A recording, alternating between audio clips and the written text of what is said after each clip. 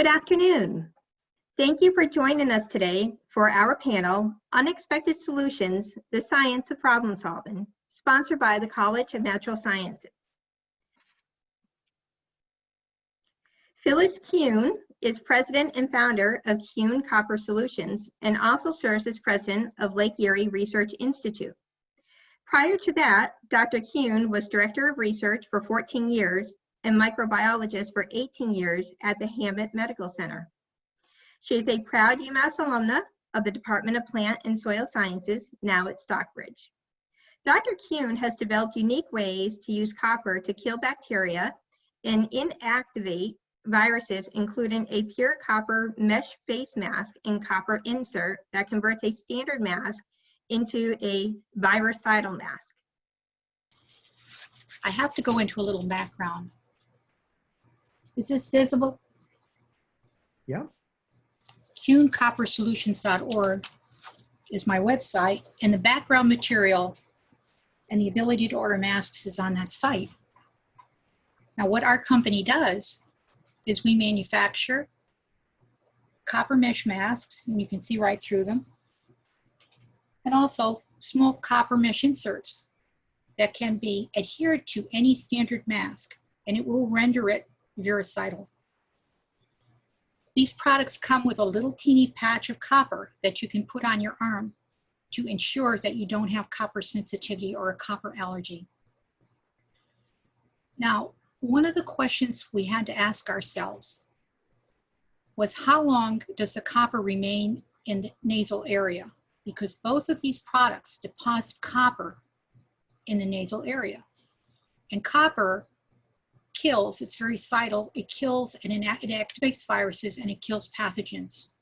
So I'm currently working with Penn State Barron, and they are assessing the length of time the copper remains in the nasal area after the mask is worn for 2 hours.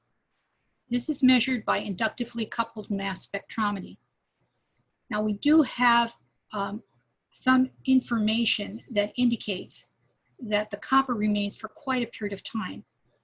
One of our users, in her own words, said, I started coming down with a cold. I wore the mask about 3 hours one day and 2 hours the next. My cold lasted 2.5 days, and I was done with it. Another, this is a physician down in Florida, was wearing it for allergies, and he wore, in his words, the mask 20 minutes in the morning and 20 minutes in the afternoon, and he had a great suppression of his allergic symptoms. So this is indirect evidence that the copper in the NP area lasts quite a while. So that's one project we are working on. The second project, which I think is very exciting, and the reason it's exciting is because of sneezing. Can you see this picture? Sneezes go out easily 3 to 5 feet. In the first 3 feet, it's heavy droplets. After that, it's sparse droplets. Now what happens is we ask ourselves, the masks that most people are using, are they water repellent? Are they water resistant? Do they wick? Do they draw bacteria and virus through them, etc.? So this is your copper mesh mask. Now, even though it's copper and you can see through it, if you put water on it from about 1 inch, you can't see this, but I can see it. It's not going through.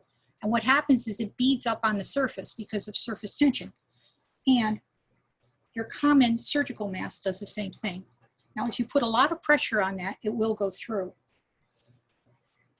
What we did was to take a saliva solution and put it on the tops and bottoms of 4 different types of masks. And the first one was a surgical mask. So we did it and we cultured with a swab. In the surgical mask, I think you can see, the top has lots of bacteria, the bottom has nothing. The common surgical mask is a very good mask. Now this is a copper mesh mask, top and bottom. We have the same results. In other words, even though this is a mesh, we get no bacteria or virus or anything on the other side. Now the 2 other masks that we tested were very common masks. And I don't know if you can see this or not, but if you put water or anything on them, I may as well take this off. What happens is they absorb they absorb immediately. And they actually go through to the other side. And these are what the plates look like. So you have full growth, top and bottom. And I think that becomes very important when you consider what happens when a person sneezes. So I would only recommend that you challenge your mask and put a little drop of water on them and see if they're water repellent, water resistant, or in fact they wick. So that's the other project that we're working on that I thought was very fascinating.